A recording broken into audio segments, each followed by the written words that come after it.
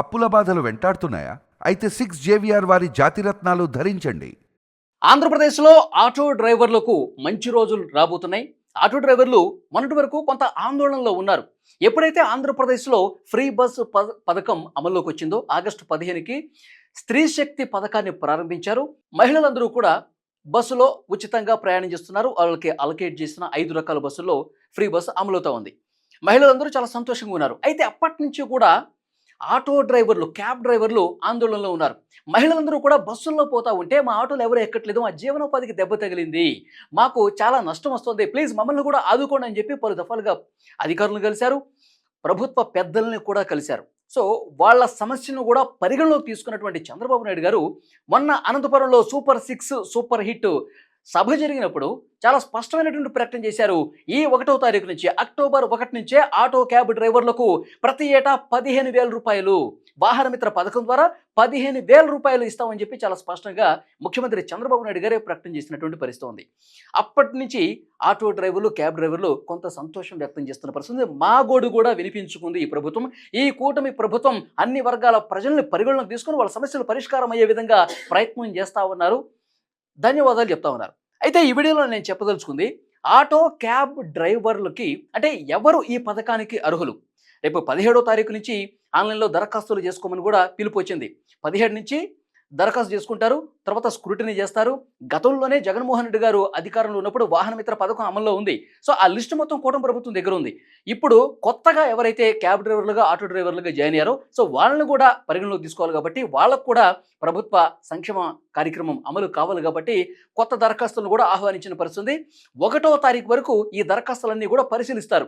ఎవరు అర్హులు, ఎవరు కాదు అన్న విషయానికి సంబంధించి పరిగణలోకి తీసుకుని 1వ తారీఖు టెన్షన్గా ఇప్పుడు ఏవైతే పెన్షన్లు వస్తున్నాయో అదే విధంగా ఆటో డ్రైవర్లకు, క్యాబ్ డ్రైవర్లకు కూడా 15,000 రూపాయలు నేరుగా వాళ్ళ అకౌంట్స్లో జమ చేసే దాంట్లో భాగంగా ప్రభుత్వం కసరత్తు చేస్తోంది. అధికారులు ఆ రకమైన పనులు చాలా బిజీగా నిమగ్నమై ఉన్నటువంటి పరిస్థితి ఉంది.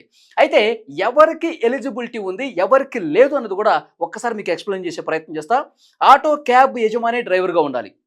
అంటే ఆటో క్యాబ్ ఎవరైతే ఓనర్గా ఉంటారో, ఎవరైతే వాళ్ళకి సొంత వెహికల్ ఉంటుందో వాళ్ళే డ్రైవర్గా ఉంటే వాళ్ళకి ఈ పథకం వర్తిస్తుంది. ఇక రెండోది గూడ్స్ వాహనాలకు వర్తించదు.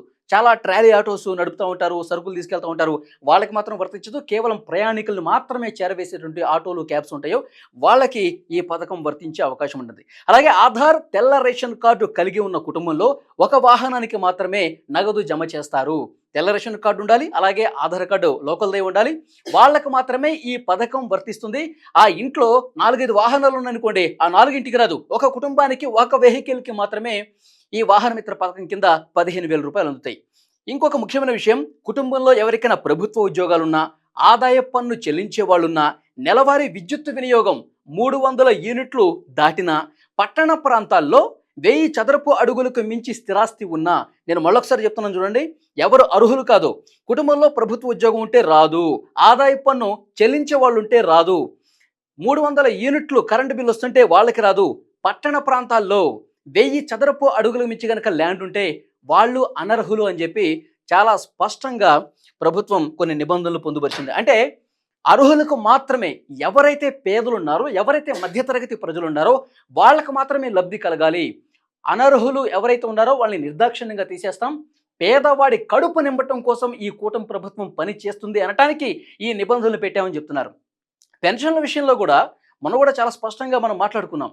పెన్షన్లు అర్హత లేని వాళ్ళు కూడా చాలామంది తీసుకుని ఉన్నారు. కొంతమంది వైసీపీ కార్యకర్తలు సోషల్ మీడియాలో ఒక ట్రోల్ అయింది. 2 చేతులు ఉన్నాయి అతనికి, వెనకాల పెట్టుకుని నాకు 2 చేతులు లేవు, జగన్మోహన్ రెడ్డి నాకు పెన్షన్ ఇచ్చాడు, ఇప్పుడు పెన్షన్ తీసేశారని చెప్పి ఒక ఫేక్ వీడియో క్రియేట్ చేశారు కదా.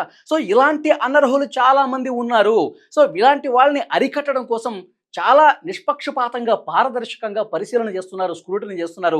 నిజమైనటువంటి పేదవాడికి, నిజమైనటువంటి లబ్ధిదారుడికి మాత్రమే ఈ పథకం అందజేయాలని చెప్పి కూటమి ప్రభుత్వం స్పష్టంగా అక్కడ అధికారులు కూడా డైరెక్షన్ ఇచ్చింది. దాంట్లో భాగంగానే 17వ తారీఖు వాహన మిత్ర కింద వాళ్ళ దరఖాస్తులు తీసుకుంటూ ఉన్నారు.